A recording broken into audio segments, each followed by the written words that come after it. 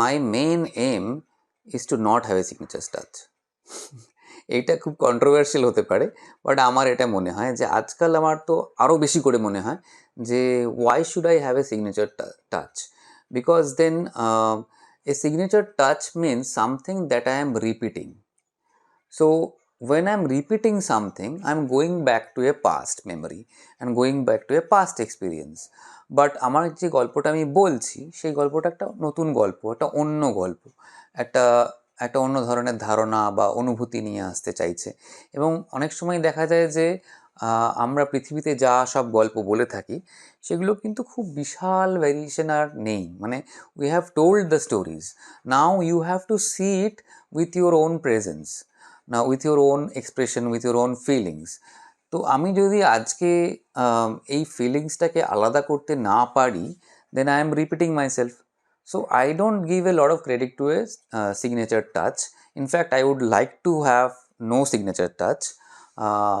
আমার মনে হয় যে গল্পের বা ছবির ক্ষেত্রে the visual style or visual look of it should come from mainly the script and then the collaborators you are working with, predominantly the director, also the costume stylist এবং production designer, এবং at the end your colorist can also give you some suggestions. সেক্ষেত্রে আমার মনে হয় যে যে নতুন ধরনের একটা এক্সপিরিয়েন্স করা, একটা অনুভূতিকে নতুনভাবে দেখা, এইটা আমার কাছে ইজ মোর স্যাটিসফাইং। কি আমি একটা পথে বেরোলাম, আমি যাচ্ছি কোনো একটা ট্রেকে, সেটা যদি আমি পুরোটাই জেনে থাকি যেটা আমি ট্রেকটা এভাবেই করব, তাহলে আর আমার মধ্যে নতুন এক্সপিরিয়েন্স পাওয়ার তো কোনো চান্সটাই কমে গেল। তো I would like to go in a journey where I would feel something new, I will see something new, I will discover something, probably I will learn something new. সেইটা আমার কাছে খুব ইন্টারেস্টিং মনে হয়।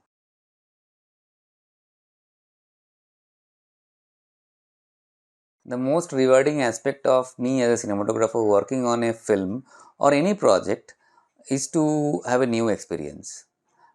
যদি নতুন কোনো একটা এক্সপিরিয়েন্স না হয়, তাহলে সেক্ষেত্রে মনে হয় যেটা একটা গড়পড়তা কাজের মতনই হয়ে গেল। মানে এটা তো আমি জানতামই হবে এবং সেটাই হলো।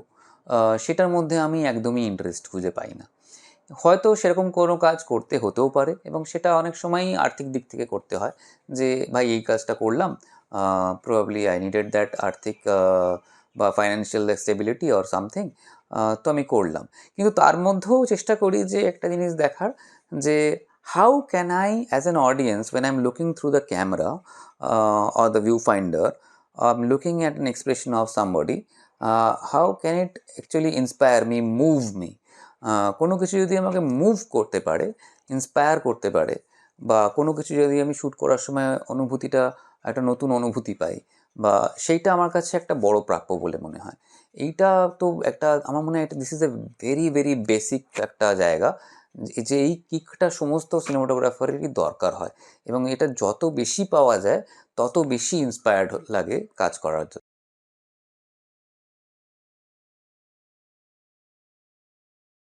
I tend to choose projects যেখানে এক ধরনের একটা ওয়ার্ল্ড বিল্ডিং থাকে।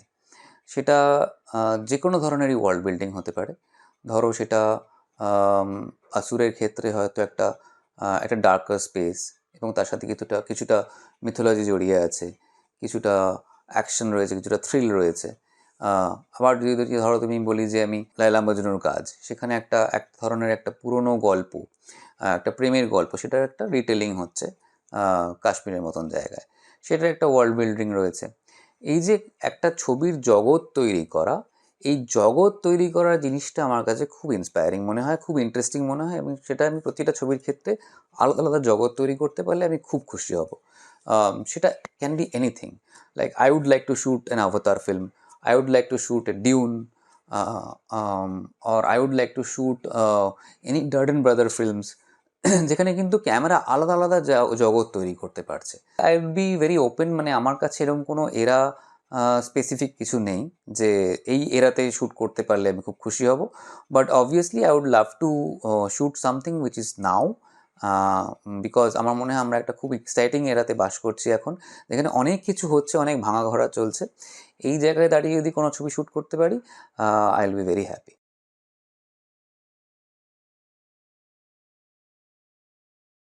তো Ludo actually happened very coincidentally, মানে ধরো যেটা হয়েছিল যে রাজর্ষি নিকন was there as a co director in Ludo with Q. So they had a very specific sequence যেখানে মশালের আলোতে ওরা শ্যুট করছিল, আর ওদের অনেকগুলো প্রস্থেটিক্সের ব্যাপার ছিল। So now and they were shooting outdoor exterior night. তো they wanted some help from me. তো রাজর্ষি আমাকে ফোন করেছিল যে তুই চলে আয়, because we are shooting something like this, কি মশালের আলোতে শ্যুট ফুট করা হবে, and we are shooting with 7D and 5D most probably as far as I remember. তো সেক্ষেত্রে দুটো ক্যামেরা আছে, তুই একটু লাইটিংটাও করে দিবি এবং you can handle one of the cameras also. So that's how it started. So I had no plan in shooting Ludo. It just happened to me. So but I had a lot of fun in there. আমরা shoot foot করতাম, খুব interesting ওয়েতে থাকা, শ্যুটে যাওয়া, কম আলোতে, মশালের আলোতে face light করা, তারপরে তোমার ধরো এই 5D 7Dগুলো নিয়ে নিজেই শ্যুট করছি, নিজেরাই ফোকাস পুল করছি, এগুলো করা, এগুলো খুব মজার এক্সপিরিয়েন্স ছিল আর কি একটা ludo.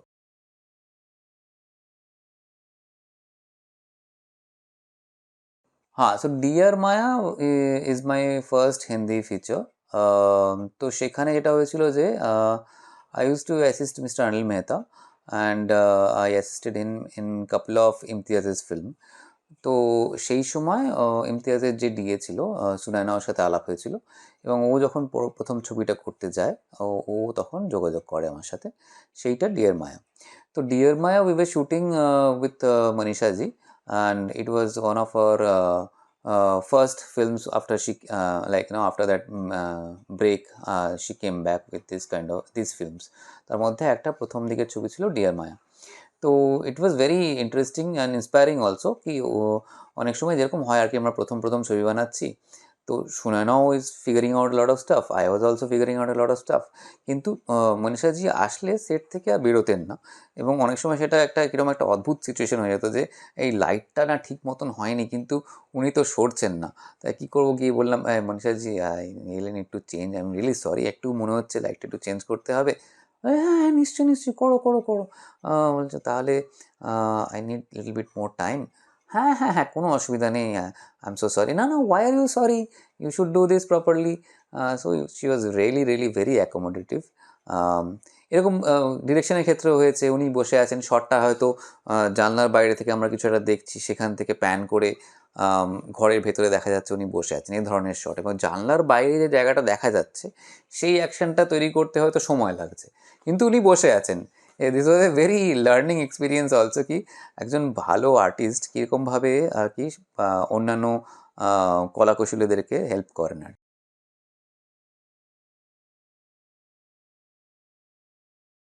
So Laila Majnu was a lot of fun, কারণ আমরা we were there in Kashmir for a long period of time, also because we need a huge recce, কারণ ওটা অনেকটাই ছিল পাহাড়ের মাথায়, কোনো একটা নদীর ধারে। তো যেটা হয়েছিল যে রেকিতে we travelled a lot and on foot. তো that means like it was very very, মানে কি বলবো, টায়ারিং অলসো। মানে আমরা হয়তো সকালবেলাতে রেকি শুরু করলাম, ডিরেক্টর সাজিদ ও বললো এই আমার মনে হচ্ছে যে ওই পাহাড়টা উপরটা গিয়ে দেখতে পারলে কেমন হয়। ওকে, বাট ওখানে তো কোনো রাস্তা নেই, how do we go there? তো then we started climbing that mountain only, and then মাউন্টেনটার উপরে উঠে মনে হলো যে হ্যাঁ এই জায়গাটাতে এই সিনটা হতে পারে, বাট তার যে পরের সিনটা সেটা কোথায় করবো আমরা?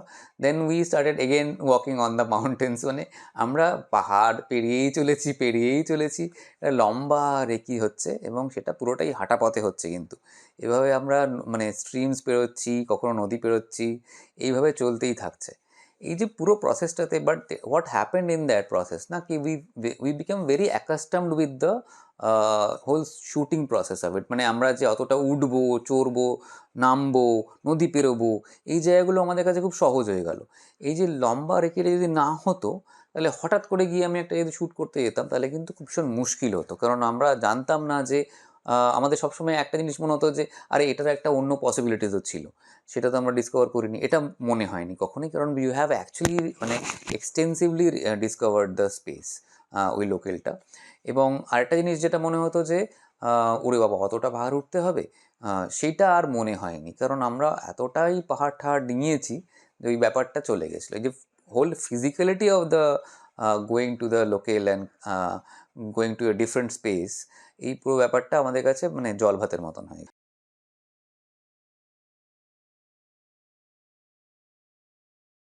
So Jamtara also happened very drastically, মানে ওই সময় আমার ওসুর 2 এর করার কথা শুরু হয়ে গেছিলো, এবং they have given me already the script also, and but they were working on the drafts. আর সেই সময় জামতারার ডিরেক্টর ফোন করেন, ওনাদের একজন খুব ওনার যে ক্যামেরা করার কথা ছিল তিনি করতে পারেননি, সেই জায়গা থেকে উনি আমাকে ফোন করেছিলেন যে would you be interested. I was like yes of course, because সুরের তো ওয়ার্ল্ড বিল্ডিং আমি করে ফেলেছি। Now I was more interested to know কি what could happen in that Jamtara space. তো সেইটাতে আমরা তারপরে রেকি করি, এবং that recce was not very long. তো সেক্ষেত্রে অনেকটাই কিন্তু কনভারসেশনের মধ্যে দিয়ে আমরা ফিগার আউট করেছিলাম যে ও কি ভাবছে সিনটাতে, আমি কি ভাবছি, কিভাবে দেখছি। এবং একটা জায়গাতে আমাদের এরকম হয়েছিল যে আমরা ভাবছিলাম যে সিনটা এই জামতারা সিজন 2টা আমরা শুরু করব কি করে। সো আই সাজেস্টেড কি because we know that what they are doing and we know the characters, now we can start with the season with some kind of movement. ধরো এই যে একটা গাড়িতে করে পুলিশের লোকেরা আসছে বা ওদেরকে ধরতে আসছে, এইটার একটা যেমন জার্নি থাকতে পারে যে সন্ধে থেকে রাত হলো বা রাত থেকে সকাল হলো, এরকম একটা জার্নি যদি করা যায়। So ultimately we decided on কি রাত, সারা রাত্রি ধরে ওরা গাড়ি করে এসে সকালবেলায় ভোরবেলায় এসে পৌঁছায় ওই ব্রিজটাতে, এবং ব্রিজটাতে ওদের লোকাল পুলিশের সাথে দেখা হয়, যেটা দিব্যেন্দু করেছেন অ্যাক্টিং। এবং সেখানে তখন তারপরে দিব্যেন্দু ওদেরকে নিয়ে যায় ভেতরে ইন্টিরিয়ার স্পেসটাতে। এবারে ইন্টিরিয়ার স্পেসটাতে যখন যাই তখন আমরা ডিসাইড করলাম যে নাও উই হ্যাভ সিন কীভাবে জার্নিটা হয়েছে, now we need to show the audience কি how they are now become very very very organised in the way of fishing. এই যে ওরা পুরোটাই অর্গানাইজড ওয়েতে করছে, পুরো একটা মানে ফ্যাক্টরির মতন সেট আপ হয়ে গেছে। আগে যেরকম একটা ট্রায়াল অ্যান্ড এরর ছিল সেটা পুরোপুরি এস্টাবলিশড হয়ে গেছে। So how to show that, so then I suggested that কি let's do little longer takes, কি আমরা ক্যামেরা স্টেডি ক্যামে দিয়ে আমরা পুরো জিনিসটাকে একটু কোরিওগ্রাফ করে দেখাতে পারি যে এইখানে এই ছেলেটি এটা করছে, সেখান থেকে ক্যামেরাটা ঘুরে গিয়ে যদি আর একটা চরিত্রকে দেখায়, সেখান থেকে আমরা দেখতে পাচ্ছি টেবিলের মধ্যে একটা অনেকগুলো সিম এসে পড়ছে, এই সিমগুলো একটা জায়গা থেকে একটা জায়গায় ডিস্ট্রিবিউট হয়ে যাচ্ছে, ফোনের যে সিম কার্ড হয়। এবং এই পুরো ব্যাপারটা যদি একটা অলমোস্ট লাইক অ্যাসেম্বলি সেট আপের মতন করে যদি আমরা দেখাতে পারি একটা ওয়ান টেকে, তাহলে খুব ভালো হয়। And this was we actually also tried, so that was also very interesting in that process.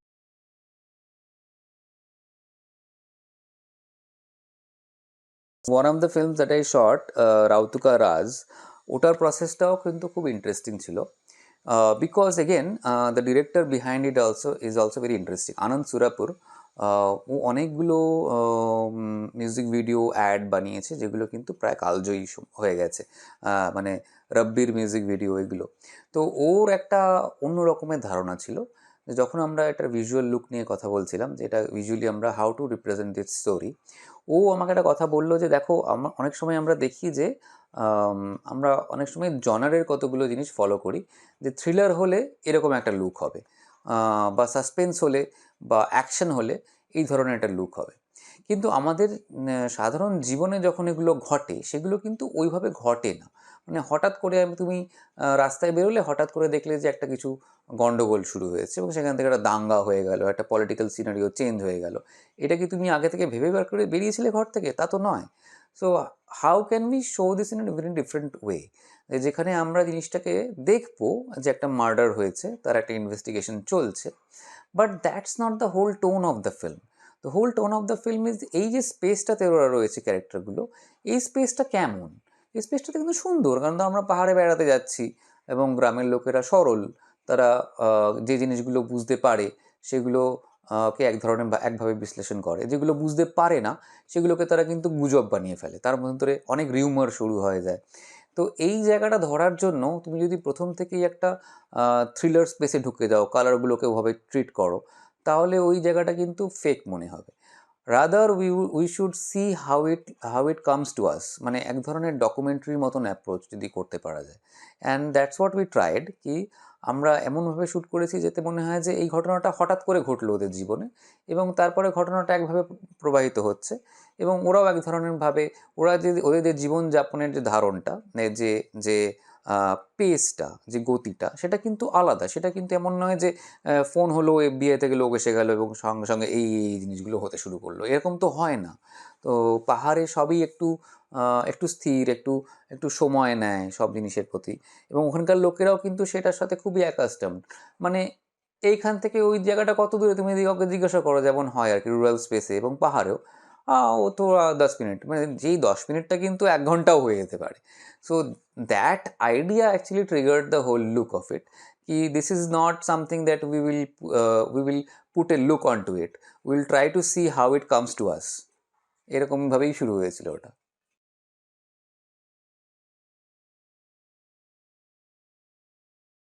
অসুরের যেটা, again, one of the main important element in অসুর is the director, উনি মানে অনিরুদ্ধ সেন। ওনার সাথে আমার অনেকদিন ধরেই কাজ করার ইচ্ছা ছিল। তো এইটার ক্ষেত্রে সেটা হয়, এবং অনিদার সাথে যখন এই জিনিস নিয়ে আমরা আলোচনা করি, তখন উনি যেটা চেয়েছিলেন যে এক ধরনের একটা মুডি লুক যদি করা যায়, এবং it doesn't have to be যে তুমি খুব একটা ফেস লাইট করলে, বা তুমি খুব একটা স্পেসটাকে এমনভাবে লাইট করলে যেটা দেখে মনে হলো যে এখানে একটা কিছু ঘটনা ঘটতে চলেছে, এরকম নয়।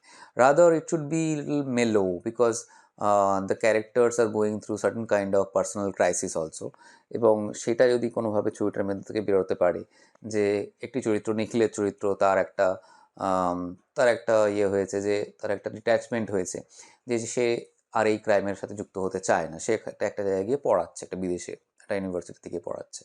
বা যে মেন চরিত্র আরশাদ, যে চরিত্রটা করেছেন, তার এক ধরনের আম, একটা লাইফে এক ধরনের একটা ক্রাইসিস চলছে, তার সাথে তার আম, স্ত্রীর এক ধরনের একটা সম্পর্কের একটা জায়গা চলছে। এই জায়গাগুলো কিন্তু উনি ধরতে চেয়েছিলেন, এবং সেটা আমার কাছে খুব ইন্টারেস্টিং মনে হয়েছিল, যে এম, এটা যেমন এক ধরনের ক্রাইম, এবং এর মধ্যে মিথোলজির টাচ রয়েছে, তার সাথে কিন্তু এই মানবিক সম্পর্কগুলো বা মানবিক অনুভূতিগুলোও কিন্তু রয়েছে। এবং one of the main important thing is to not demonize the guy who is the villain. তো সেক্ষেত্রে আমরা অনেকটা কাজ করেছিলাম, যে এই যে চরিত্র, যে অসুর বলে যাকে ধরা হচ্ছে, তার তার ছোটোবেলাটা কেমন, এটা লেখার মধ্যেই কিন্তু ছিল।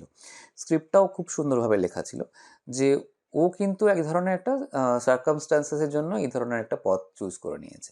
ওকে সারাক্ষণ ওর বাবা বলতো যে তোর দ্বারা কিছু হবে না। এই পুরোহিত মশাই, তিনি কুষ্টিতে দেখেছেন যে তার ছেলের এরকম একটা অসুর হয়ে যাওয়ার সম্ভাবনা রয়েছে, সেক্ষেত্রে উনি বলতে শুরু করে দিলেন যে তুই কিন্তু আম, তো সেখান থেকে এটা বিতৃষ্ণা শুরু হলো, এবং we try to capture that whole journey also, কি ও কোথা থেকে কেন এই যে এই পথটাতে গেল। However, insignificant it might be at that point of time, but it became very significant in his character development, যে ওর যে চয়েসগুলো, ওর যে জীবনের যে যে জায়গাটা, যে পথটা ও চুজ করলো, কেন ওটা করলো, এই যে কেনগুলো, এইগুলো জানাটা কিন্তু এই অসুর সিরিজের মধ্যে ছিল, এবং সেটা আমরা খুব চেষ্টা করে ধরার চেষ্টা করেছি।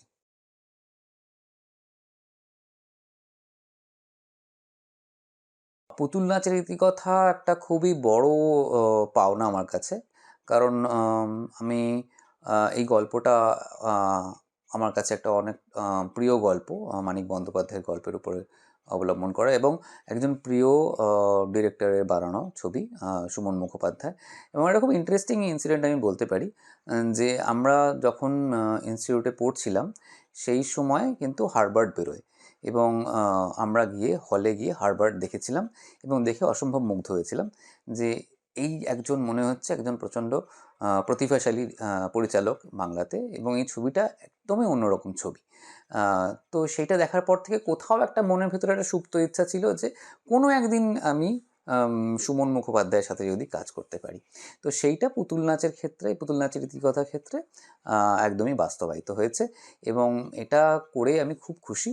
কারণ যেটা সবচেয়ে বড় পাওনা যে যে যে আইডিয়া বা যে থটসগুলো বা যে পরিকল্পনাগুলো আমরা করেছি বা যে ধরনের জিনিসপত্র আমি সাজেস্ট করেছি, যে লালদা এটা এই সিনটাকে কি আমরা এভাবে করতে পারি, বা ওই সিনটাকে কি আমরা এইভাবে ভাবতে পারি, সেই সবগুলোই কিন্তু উনি খুব আদরের সাথে গ্রহণ করেছেন।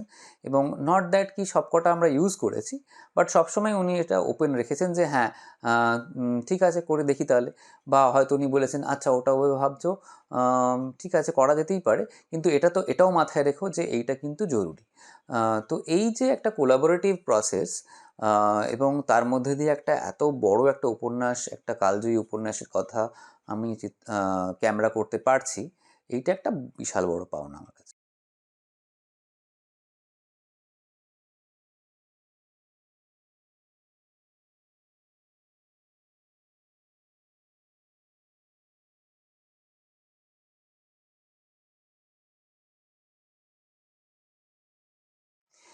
যেটা ইন্টারেস্টিং বলে মনে হয় যে একটাই শট, একটাই উম, উম, একটাই ঘটনা বা একটা একটা একটা মুহূর্ত, সেটা কিন্তু how you are lensing it changes the feel of ইট।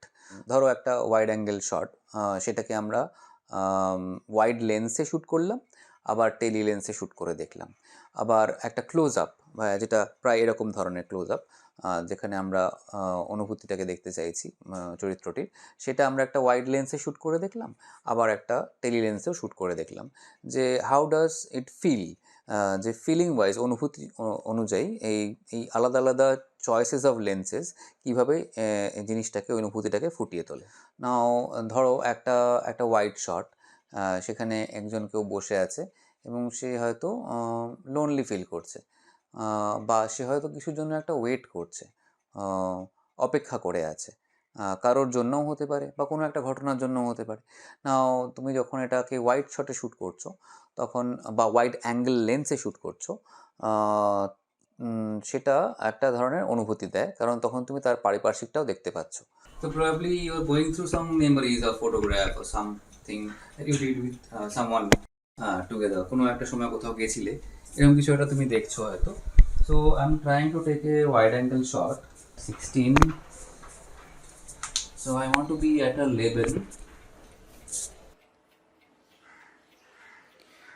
এবারে করতে করতে কোনো একটা সময় তোমার মনে হতে পারে যে তুমি একটা ভাবনার জগতে চলে গেলে বা ভাবতে শুরু করলে যে ও আবার ফিরে এলে কেমন হয় বা এনিথিং।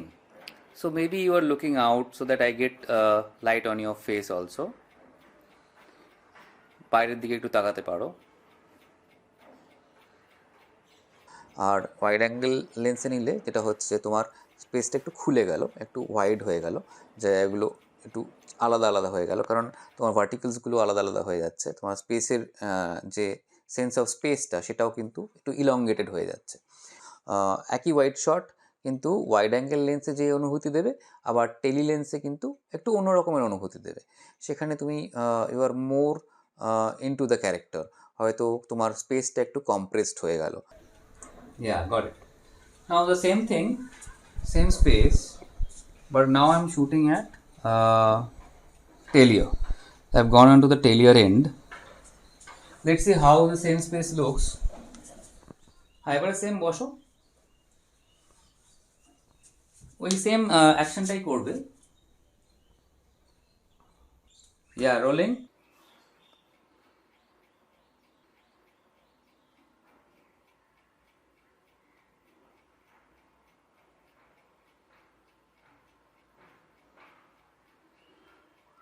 তুমি আরেকটু মোবাইলের সাথে টাইমসটা স্পেন্ড করতে পারো, মোবাইলটা একটু দেখো।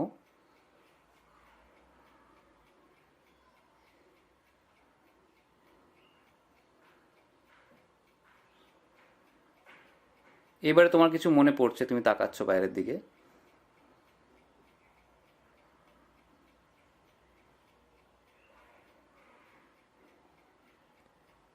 সিমিলারলি যখন তুমি ক্লোজ শটে যাচ্ছ, It could be a wide angle lens taking the close shot, or also it could be a tele lens taking the close shot. যখন তুমি ওয়াইড অ্যাঙ্গেল লেন্সে ক্লোজ শটটা নিচ্ছ তখন কিন্তু তুমি সেই চরিত্রটিকে দেখছো, তার সাথে তুমি তোমার আশেপাশের সারাউন্ডিংটাকেও কিন্তু তুমি দেখতে পাচ্ছ।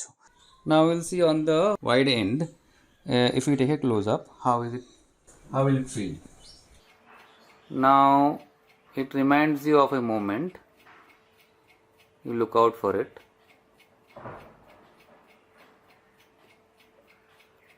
Now you can take the mobile a little closer to you.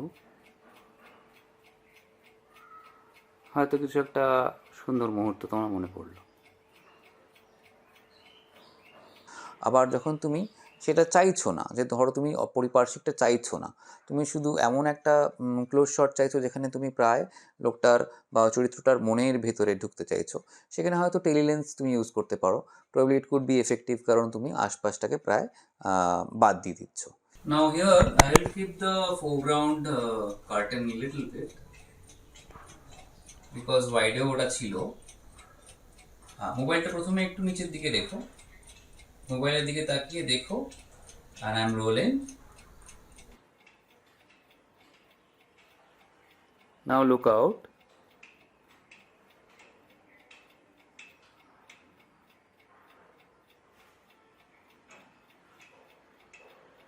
Now look back again. এবার মোবাইলটা কাছে নাও একটু।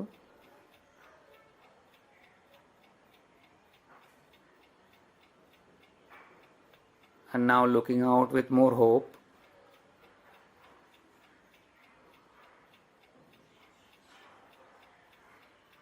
Done. See the difference. Wide এন্ডে মনে হচ্ছে যেন আমি কাছ থেকে দেখছি এবং আমি অনেক কিছুই দেখতে পাচ্ছি। টেলিতে মনে হচ্ছে যেন আমি খুব স্পেসিফিক্যালি দেখছি যে কাকে দেখছি বা কী দেখছি। Same happens with the wide shot also. আমি অনেকটা স্পেস দেখতে পাই, জায়গাটা দেখতে পাই। আবার যখন টেলি এন্ডে যাচ্ছি, it's more centric to the character, even though I see little bit more of the space, but it's not as more as in the wide. This is a very interesting play. এভাবে lensing আমাদেরকে একটা feeling দিতে বা একটা অনুভূতি তৈরি করতে সাহায্য করতে পারে। এইটা একটা খুব জরুরি এক্সারসাইজ, যেটা যে কেউ করতে পারে। ইভেন আমার মনে হয় এটা ফোনেও করে ফেলা যায়।